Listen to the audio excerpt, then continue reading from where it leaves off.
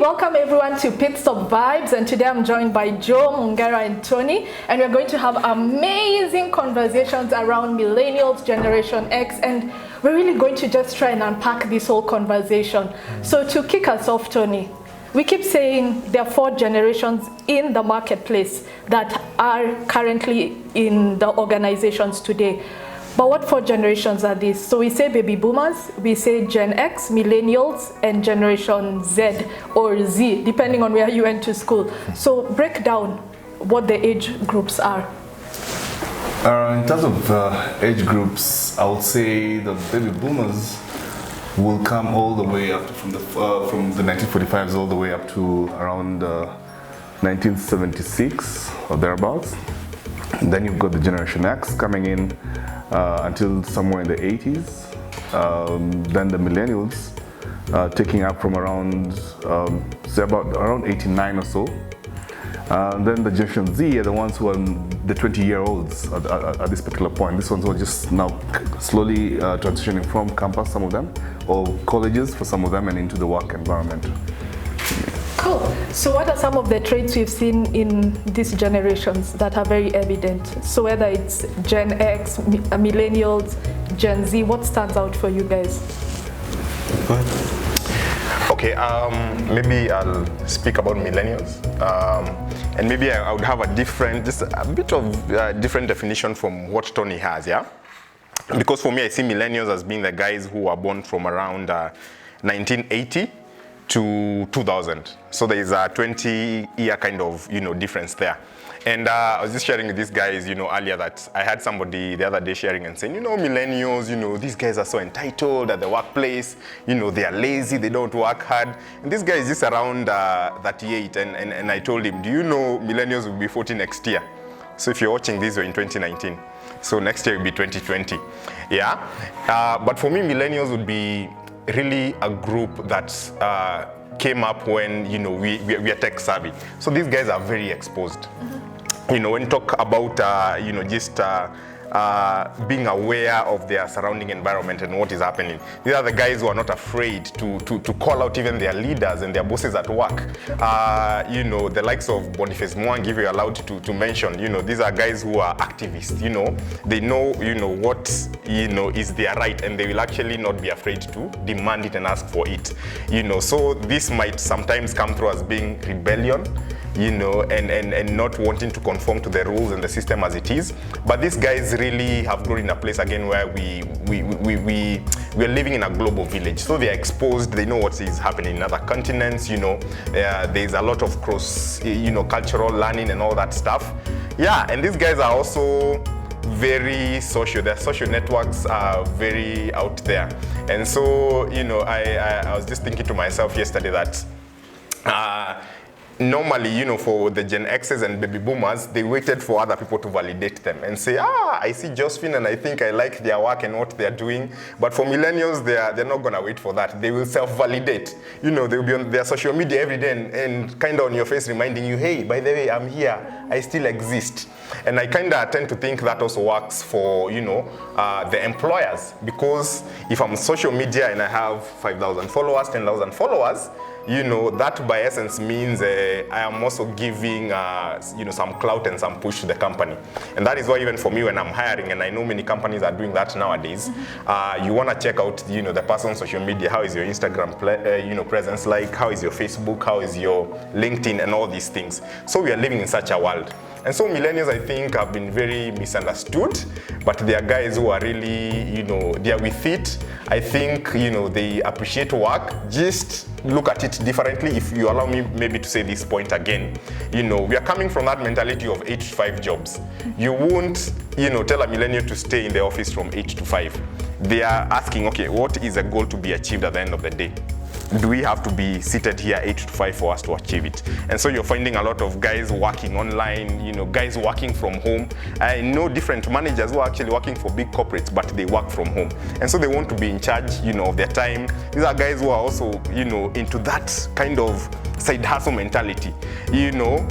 Somebody is working as an accountant, he owns an Uber, he's doing some online business, he's selling shops and makeup, he's doing baking. And so you find that they're doing a lot of things. And number two as well, they are multi-talented. So in the past, again, especially with the baby boomers again and the Gen X, you just find that they take one line and they stick to it.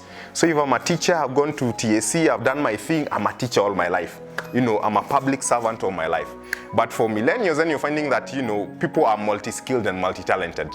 So you find that somebody is able to can be a driver, has a bit of IT technology, expertise, is an accountant, does a bit of research here and there. And again, those are the skills we are looking at the workplace again, which also enriches the workplace. Because if you can come and be able to do work that, normally would be done by 3 people, yet you're one person and I can pay you slightly higher, maybe for 1.5 person, then, we're in business and definitely will have you. So I think for me, those are some of the characteristics. And I speak as one, of the millennials, and that's the kind of space we find ourselves in. I like some of the things you've said, that you're multifaceted, which negates the fact that you're lazy, that you're hustlers, you go for opportunities. But from where I'm sitting, Mongera, doesn't that sound like Gen X? I want you to react to, because it makes Gen X, at times we are confused as being boring, shady people. We are similar to baby boomers. So tell us a bit about Gen Xers. So I think Gen X is, because of the times that we grew up in, and the fact that we didn't grow up with some of this technology that millennials have grown up with, I think we have a different perspective on it. Sometimes we see it as sort of like a tool that we use either for work or something of the sort. I think that Gen X are very pro-establishment, if I can use that word, that we tend to be loyal to institutions, at least if you compare us with millennials. So millennials tend to be more loyal to themselves and their cause and what they're passionate about. We as Gen X tend to be more loyal to an institution. I work here, or your identity is tied up in what you do. Which is a little different. I think it's a factor of how we've come up, how we've grown up, where we've come from, the kind of environment, the kind of economy that we grew up in, which is different from what we have today. I think it's also a function of age as well, that a lot of us are at the age where, family is an issue, we're trying to raise families, we've got commitments, and therefore we don't have the freedom or the liberty to, move around and do different things. So there's a sense of, you want to stay grounded because you have commitments that you have to fulfill. So I think that's the difference. I think millennials have a bit of leeway to do some of those things which we probably don't have the same leeway to do. But I think generally, as speaking as a Gen X, I think we grew up at a time when things were not as things were different. Let me put it that way. When we were growing up in the 80s and the 90s, the economy was very different then. And so we grew up with sort of like a fear of, the unknown or what is uncertain. And then that plays out in what we do today, which is why we're so committed. So you find yourself, I get a job, I want to stay there, I want to focus on that, I want to do as well as I can there. And just the thought of going up and doing something different is not that comfortable. So I think that's some of the differences between us and our younger siblings, so to speak. I like that. It's interesting you say that Gen Xers are very loyal. When they enter one place or one industry, they stick it through for the long haul. And it's what was handed over to us by baby boomers, that you entered an industry, and what you are told is, stay here for the next 5 or 10 years and work your way up the corporate ladder. Vis-a-vis millennials who come in and tomorrow I want to be the manager. There is no, they don't understand this whole process. So is it really bad to be in a place for long? What are some of the benefits of not doing what I call touch and go? Kisaka, we can start with you. It's not really bad about being in a place for long. what really needs to inform where you are at and how long you stay there is your own personal growth. So if you are not growing, if you get to a place where you're stagnated, it's time for you to move. Unfortunately for us, Xers and even the baby boomers before, it didn't matter what, whether you stagnated or not. All you thought about was, I'm in a secure job. So I'll keep on doing the same thing time in, time out. And so that used to curtail creativity then. Because now you have the millennials, you get to a place and you feel like I'm stagnated, and you move out, meaning that you find organizations, let's say for instance, having to always now hire new people. And when I'm talking about new people, it's not really about new people, but then having to hire new creativity. I do remember one CEO said, for us, it doesn't matter how good you are. All I need to, all I need is, I just need you to come and work for this company for 3 years. After that, in fact, I will be encouraging you to leave. Why? Because I need new blood, I need fresh ideas.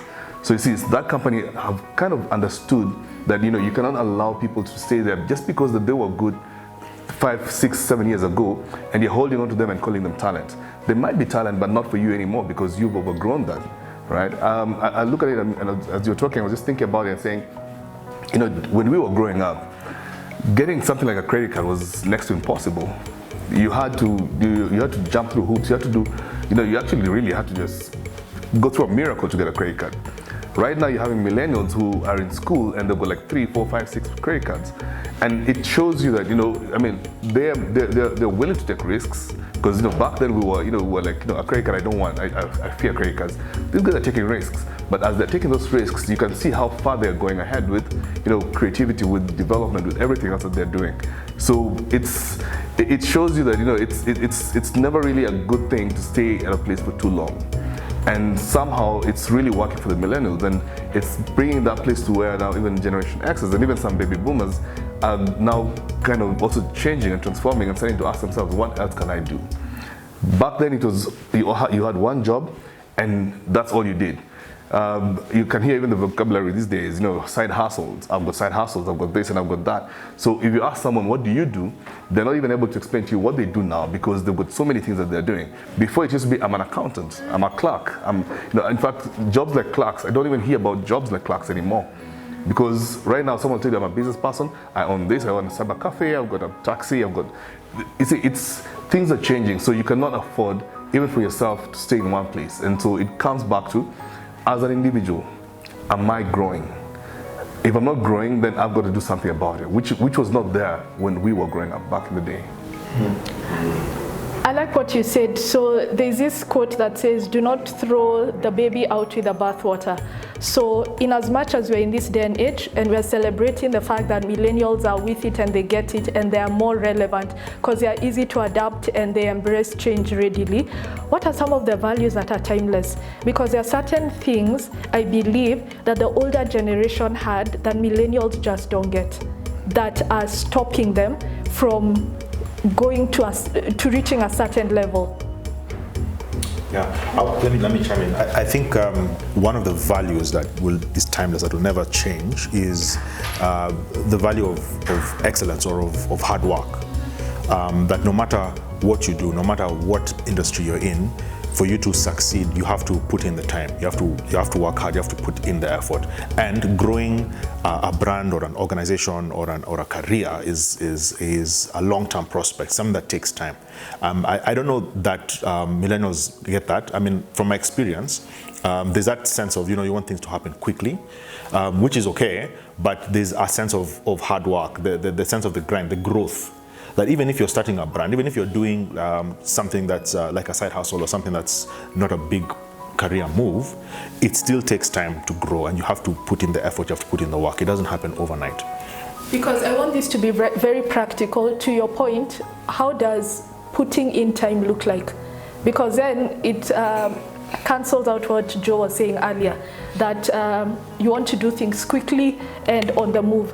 So if you're telling me to put in time so that I perfect my skill and my craft, which is what I hear you saying, yeah. How does that look like in this day and age? So that means you have to take time to put, you have to practice whatever it is that you're doing, whatever that you're good at. If you look at the big, say, athletes in the world, the kind of effort that it takes for someone like Cristiano Ronaldo to be what he is, it takes like hours and hours and hours of practice every day. For someone who's a musician, you can't just wake up and because you're talented, you become that superstar. You have to put in the hours and the effort. So even for a millennial who's starting a blog or starting a business, a design business, or whatever it is they're doing, it's not going to succeed overnight. There's a sense of you have to constantly grind and work at it. I think Gen X, we kind of get that. So you're willing to work, you're willing to do 5-10 years working in your career, doing your job, trying to get ahead. You know that your returns are not going to come today. You know, they're going to come 10 years from now. I'm not sure that millennials know that even though I'm famous, even if I've built a following online, for me to milk it and to get value from it, it'll still take that grind. And there's that sense of the grind. I like that. Yeah, I think I agree with what he's saying, especially about the issue of consistency and just, doing it over and over again to perfect it. But also, I tend to look at it differently. Yeah. So there's something Kisaka said that, as millennials are not really committed to, their bosses or their jobs, as it were. They're committed to their own goals. Yeah. So, for instance, if you tell me to be in an office from 8 to 5, that means, and by the way, those are like the most active hours during the day. So it means you've grounded me. And by the way, to be very honest, my parents have done the same job for years. Like, one of my folks, I spoke to my wife, has been in the civil service for, I think, 40 years. And when you just sit with them and have a conversation, you will discover that out of those 8 hours in a working day, only 2 hours are productive. Very true. Right? So it doesn't then mean that if you're seated at a place for 8 hours, you'll be the most productive person, or you're gaining the skills you need to be the best at that particular job. So for me, I look at it differently. I think it's a matter of just being committed to something, yeah? So you really can have a multiplicity of skill and be able to perfect all of them, as long as you're the one apportioning that time. So if I'm not seated, even for me, when I look at maybe when I was working, sometimes my productive hours would be 3. So if I'm just told to come in for those 3 hours, then I'm allowed to take the other 5 hours and also do something that, I'm equally passionate about, yeah? And I can also perfect. It doesn't really mean, I know there's this narrative that has been peddled that, and I keep hearing this in leadership podcasts and all these things, and they say, what is Bill Gates known for? Okay, stories are computer. What is Nelson Mandela known for? Leadership. And so they say, no one great person is known for 2 things. They all, took one thing and they ran with it. And I'm not against that, but I'm saying it is still possible to take, I do accounting, I do leadership training, I do entrepreneurship, I do a lot of things. And in my own fair estimation, I think I'm excelling in all, because I'm able to apportion my time accordingly. Yeah? So what I need to be careful then is that, I don't suffer burnout, you see. But I think it is possible to be able, to do that. And then again, I think as again you highlighted, being focused on your own goals, then what does that mean for the organization? That's what I was going to ask. Yeah, they need, so there are 2 dynamics to that as well, yeah. So you can look at it, in different ways, yeah.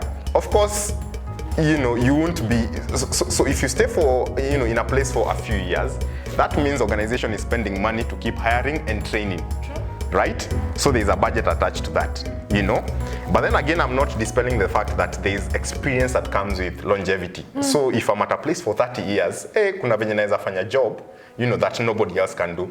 But what does that mean, that day I'll not be able to come through? What does that mean? So for me, I see it as, number one, an opportunity to mentor other people. That if you've been in a job for long, and even as, leaders, we're encouraging people and telling them, please make sure there are 2 or more people who are able to do the same job that you can be able to do, right? So that even in my absence, or even in the absence of whoever, the Gen Xers and the baby boomers, these guys are able to still get the work going. Then number 2, I think we need to adjust our leadership, as leaders, and say, how can we align the goals of these people to the organizational goals, so that it's a win-win situation. So I don't feel like, man, I'm spending 10 years of my life, and especially for us, we see this as our productive years. Man, kuna ejutafika, yani your earning capacity is greatly reduced and compromised. So you're taking my prime time, so you need to make sure that my goals, so give me a role within the organization, and if you need to create one, please do, that is aligning to my personal goals. Otherwise, me, I will be out of that place very quickly, and I will go either do my own thing. And again, another thing about millennials is that we are very entrepreneurial. Everybody is quitting their jobs to start their own thing. Or I will go to an organization which is, okay, I see what you're trying to do with your life. This is how, we can align this so that as you're growing the organization, you're also growing yourself. What you're talking about is, and I'm curious to hear what the others have to say, is an ideal situation. Not all millennials come when they know what their goal is.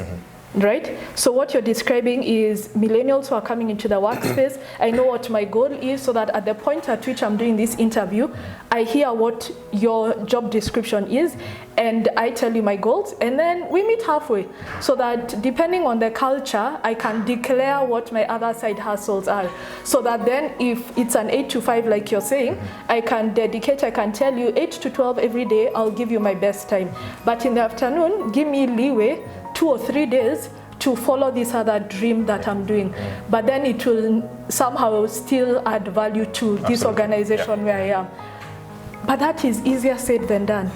How do you get, because I know Kisaka, you do training, and even Mungera, actually all of you, how do you get management, HR to begin changing their mindset to understand that it's a win-win, and not to shut down and say, no. As long as you're in my house, so to speak, you're going to obey and abide by my rules.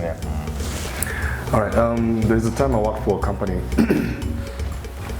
and for very long, we used to, from HR, we used to push out trainings, and we'll come and tell staff, you have to be in this training because it's good for you, it's going to be able to develop you. And you're spending on this. And many times you'll get to the training day and you find half of the class is not there, because for them, it's HR that has decided this is what you guys need to go through. And then the company got to a place and it changed, or rather HR changed the system and said, from now on, we have an e-learning platform. It's got everything that you could ever think about, every course that you could ever think about. Not necessarily courses that will help the business, but then courses that you could do to develop yourself. And they came up even with a whole academy now, and they'll have graduations at the end of every year showing, these people have graduated in this and this and that. And surprisingly, we started seeing an uptick. Now, instead of HR pushing out training and then telling people, please come for this, and telling, if you don't come for this, you'll have to pay for it because we'll pay for it. Now, it was the other way around, where people are coming and saying, I've done this course, and I've done this course, and I've done this course, and I've gotten to this point, and I want to go to the next level. So what essentially happened there was that now HR got to realize that, look, we cannot force you to grow. But then the moment we turned around, and even the performance culture of the organization was that you have to now take charge of your own development.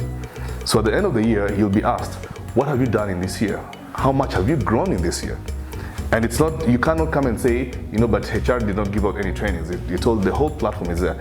Choose your trainings, decide on what direction you want to go, and then grow. So you'll find maybe someone who's answering calls, and they're doing something in clinical nursing, of course, or e-learning on clinical nursing, because that's their dream and their desire. Because we got to realize that even where we're working right now, many places, it's not because we're not there because that's what we want to do.